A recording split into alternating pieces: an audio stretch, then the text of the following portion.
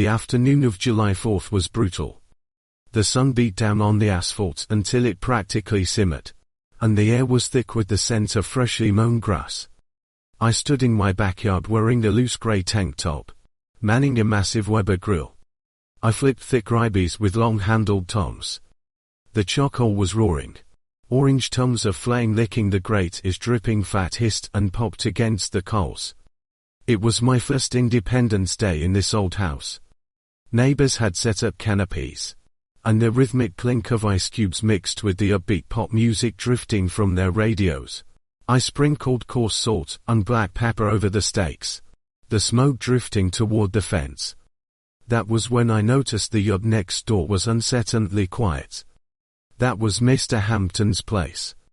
Usually, he kept his lawn manicured like a pro golf course, but today his yard was empty except for an ancient, rusted iron grill sitting dead center on the grass.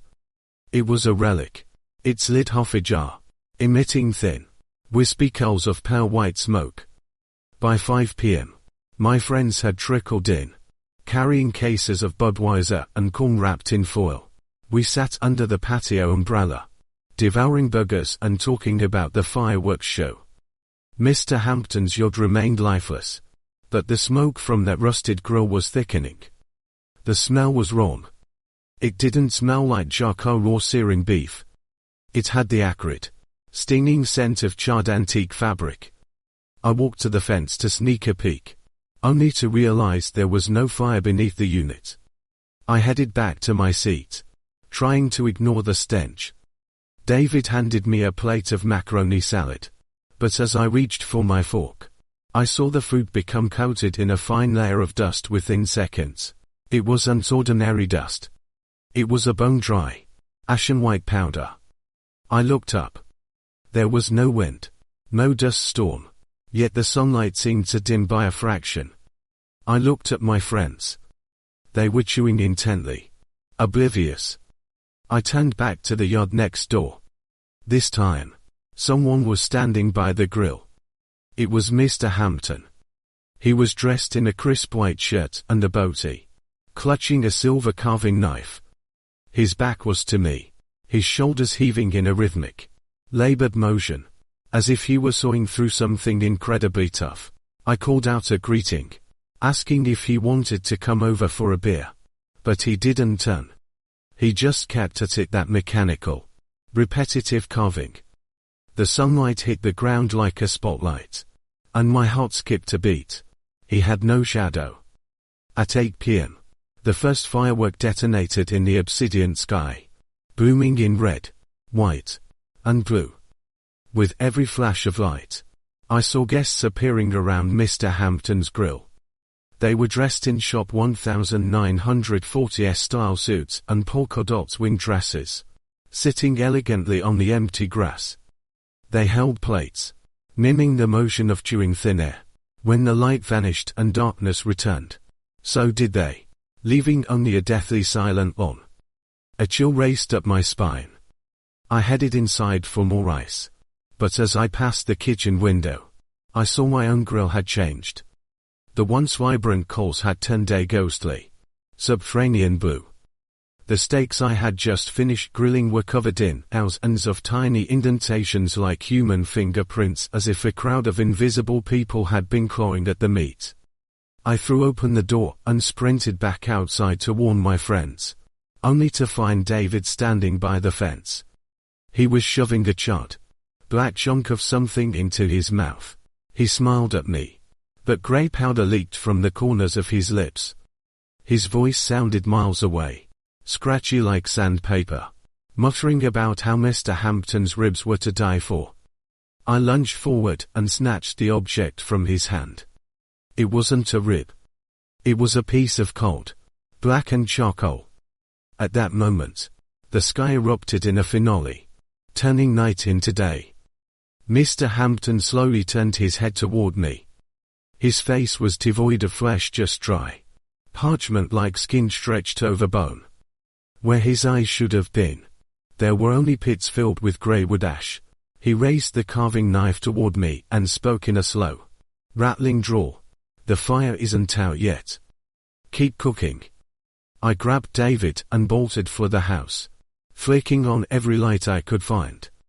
Outside, the fireworks continued, but every boom sounded like heavy, muffled thunder. Hiding in the basement, I heard the sound of metal dragging across the ground, a heavy stand being hauled across my lawn. It stopped right outside my back door. I gripped a heavy wrench, staring at the door until the morning sun finally poked through the small basement window. When I walked out the next morning, Mr. Hampton's house was locked tight.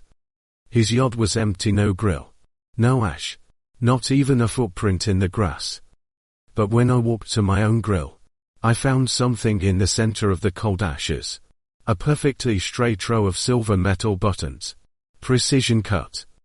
They smelled of ancient fire, and every single one was engraved with the year 1945.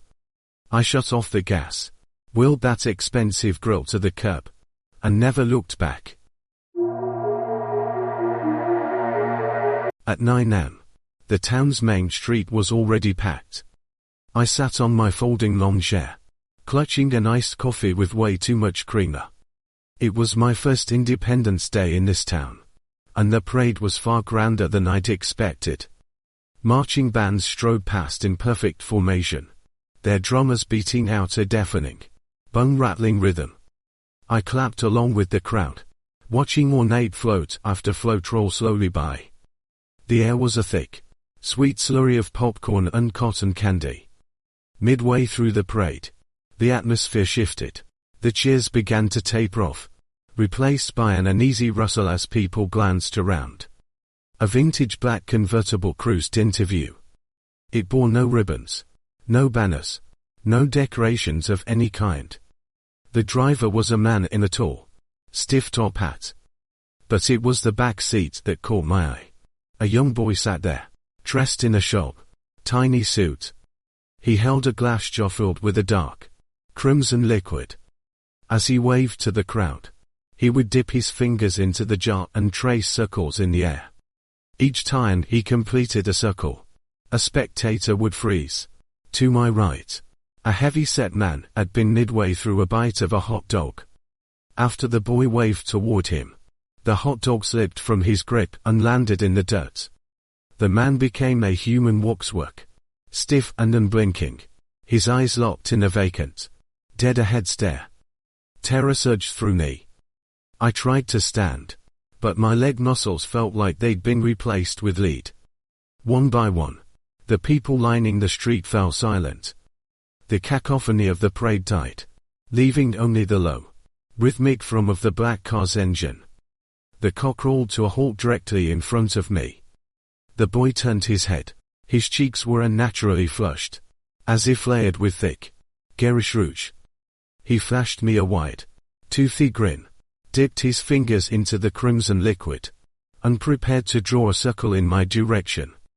With every ounce of strength I had left, I jerked my arm, knocking my iced coffee over. The freezing liquid splashed onto my thighs, and the shock of the cold gave me a momentary window of control. I abandoned my chair and bolted for the alleyway. In that split second, I glanced back. The boy's smile had collapsed, his mouth stretched downward, the corners of his lips reaching all the way to his chin. I scrambled through the alley, the sound of rhythmic, barefoot thumping echoing behind me, the sound of 100 people running on hot asphalt. I burst into a gas station convenience store and slammed the deadbolt home. The clerk was trembling behind the counter, pointing toward the window. I looked out. The crowd from the parade, those cheerful neighbors, were now marching down the center of the street like human automatons. They followed the black convertible in perfect, synchronized strides, their eyes hollow and vacant. The parade music was still playing, but the tempo had slowed to a funeral crawl, sounding more like a collective groan from deep underground. I stayed holed up in that store until dusk, when the wail of sirens finally broke the silence. When the police arrived, the street was deserted, littered only with discarded chairs and spilled popcorn. The officers told me that no black convertible had been registered for today's parade. When I finally made it home, I found a small glass jar in my mailbox. Inside was a dusting of dried, dark red powder. On the bottom of the jar was a label with my name on it. I don't go to local parades anymore. I know now that behind the glittering floats and marching bands, there are patriots harvesting souls, and I was nearly recruited to wave in their ranks forever. It was late on the night of July 4th. I was camping alone at a site near the lake, far enough from the town center that the fireworks were nothing more than muffled thuds in the distance. I had built a simple fire pit with a few stones, and the dry oak logs inside provided a comforting, warm glow. I held out a long roasting fork with a jumbo marshmallow, watching it swell and turn a golden brown. The moonlight danced on the ripples of the lake. It should have been a peaceful night, but then, a jarring, discordant scent drifted into the air. It wasn't the sweet aroma of burning wood. It was the smell of a moldy library, old, decaying paper mixed with the sharp, acrid sting of expired chemicals. I turned toward the tree line. Behind my tent, a row of shadows had emerged. They didn't look human. They looked like life-sized paper cutouts, razor-thin and devoid of any depth. They formed a semicircle, drifting slowly toward my campfire. I grabbed my camping axe and let out a shout to scare them off, but they didn't flinch. As they drew closer, the temperature plummeted, and the flames in my fire pit began to flicker a sickly, pale emerald green. One of the paper men stepped into the light. He wore an old-fashioned military uniform, but his face was entirely flat, a mere sketch of features drawn with careless strokes. Without a word, he reached into his pocket and pulled out a crumpled piece of parchment, thrusting it toward me. When I didn't take it, he tossed it directly into the fire.